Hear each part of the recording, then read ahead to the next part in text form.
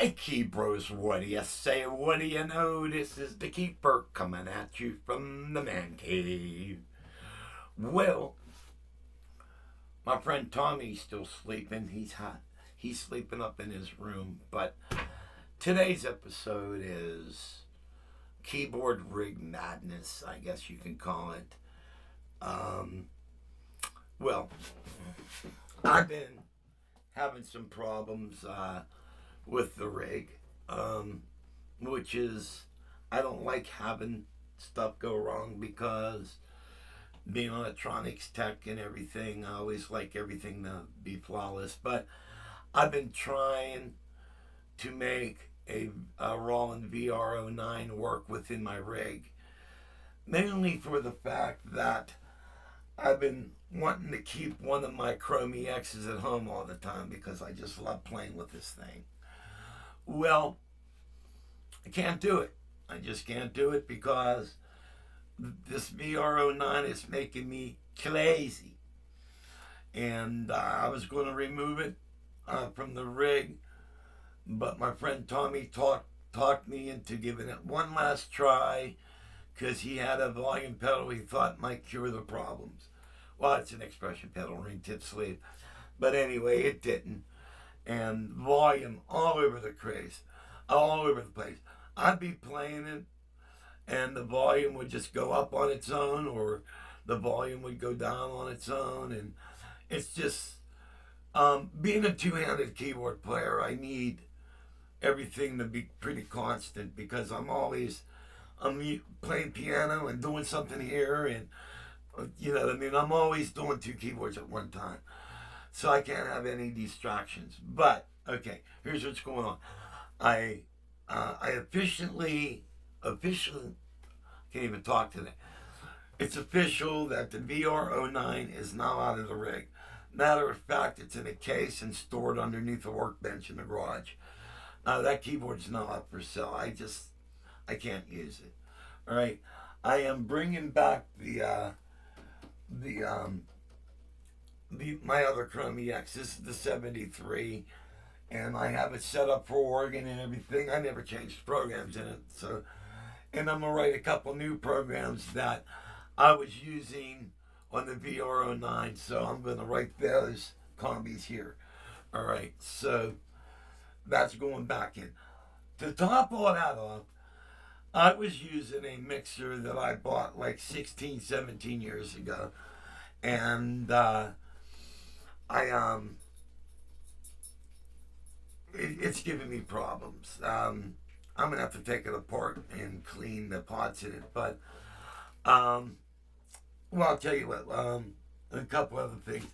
Also, I was using the Digitech Vocalist for harmonies, and it's a very expensive unit, and I put it back in the cave. All right. And but more on that. Let's go out in the garage and I'll show you what I got brewing.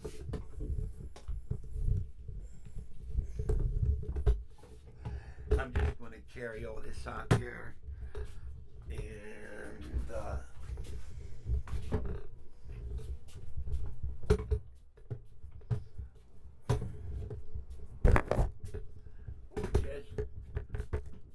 making the journey out into the garage. Yes, you're eating room.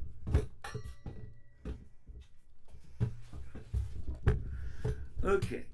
Well, one thing that I'm happy is right over there. You see where that little single stand is? Well, underneath of it is the VR09. All right. Well, what I did is due to my health reasons, I can't carry a lot of heavy stuff. My favorite mixer is that big Mackie, my 12 channel Mackie, but it's very deep, and I had to make a bigger rack, and the rack I built was really heavy, and I just it just bothered me like crazy to carry it. So I built a smaller, lightweight rig, which has this Behringer mixer in it. All right. It's a very small mixer. It's a 12 channel actually, and it even has effects in it. And but this mixer is starting to give me problems, And so what I'm going to do is I have this mixer that I bought brand new. Now it's not really keyboard friendly, but it's a direct drop in, and it don't like keyboards that much. But I'm just going to have to deal with it. It's a really high quality board. It's the Yamaha, and this is going to go in, and as you can see here, it's pretty much a direct drop in. All right, and so I'm going to replace that. Another cool thing about it is um, it has XLRs. Let's see right over here. That go directly into my Mackie cabinet. As you can see on the Behringer mixer, I had to use this here, a 1/4 inch into XLR to go into my cabinet. So this will be removed, and so basically the Yamaha mixer is going to go back into the rack, and that will solve the problem. Um, sometimes you won't get any sound coming out of the mixer, and you have to kind of jiggle the attenuator, and eventually it will come on. And also I'm not really happy with the sound quality, because I had that large 12 channel Mackie, which is like the Pro Series, and it's, oh man, that's the best my keyboard rig ever sounded. Also, um, one of my favorite rigs was using the two Krome EXs and the Numi, so I'm going back to that. All right, now since I was using the Digitech and I took the Digitech out of the rack to make everything lighter, I have now got a TC Helicon vocal unit, courtesy of my friend Tommy, and I built a rack for it. All right, and also I put a drawer in there, and everything pertaining to it, the switching and all the cabling and all that for that goes into here. And so I got to get this all ready to hook up, and I'm bringing the vocal unit back because our guitar player got mad at me that I took that out of the equation, because it really helps out on harmonies and stuff like that. So that's my project today. I am going to remove the Behringer out of my amp rack, all right, and I'm going to put the Yamaha into it, and then I got to finish up the work on this Helicon vocal unit. Now, one of the things I got to figure out is when I hook up the foot switch, I'm not getting any bypass. And with my Digitech, I would have my lead vocals. Then when I wanted to kick in harmonies, I have a foot switch, and I was able to do, like, if I'm going away to the midnight, and I'd do that. Then maybe the second time around, I'd do the harmonies, and I can kick in harmonies in and out. Well, on this, I can't seem to kick in vocal and harmonies unless the only way I could do it right now is just by, tapping the button, and do that, and tapping the button, and that brings it in and out. But there's got to be a way to switch it, all right? And, but Tommy bought this, but we don't have a manual for it, so I'm going to have to download a manual and find out how to do it.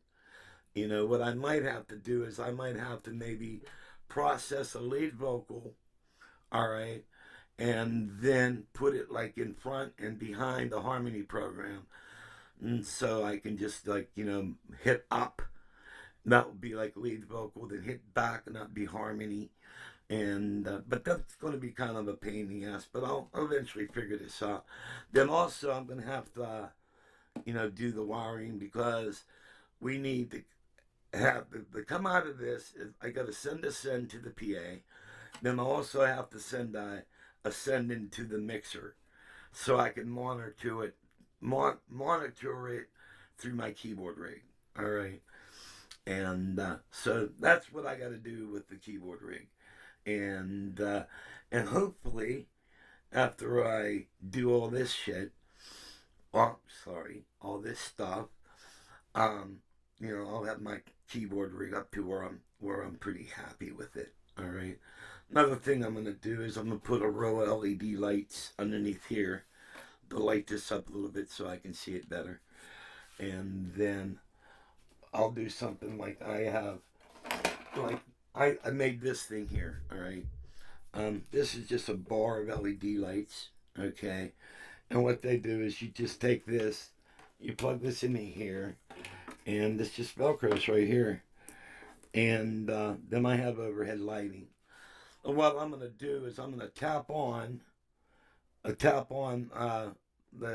power supply and just run a little cable, because this rack will go on my. I have a little table, all right, that my keyboard rack sets on. I mean, this sets on. So what I'll do is I'll put this down first, then I'll put this down on top of it. So I'll be able to access my mixer, and then I'll be able to, access the controls on this. And so there'll be one on top. And I'll have a little cable come out, and that will give me lighting for that. So basically everything, all my lighting controls will control this too. This needs Velcroed in here better, like that. Yes, there we go. And so that's basically what's going on with the keyboard rig.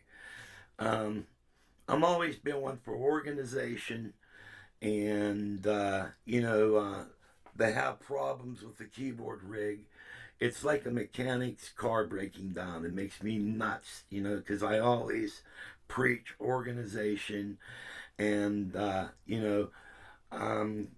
basically clean selling. You get out on a gig and basically you just play, and you shouldn't have to fight your equipment or your keyboards. All right. And right now I'm doing both, and there's no reason for it, and I'm going to cure that. So that's today's video, and I ask that you all be blessed by God, and see you when I see you.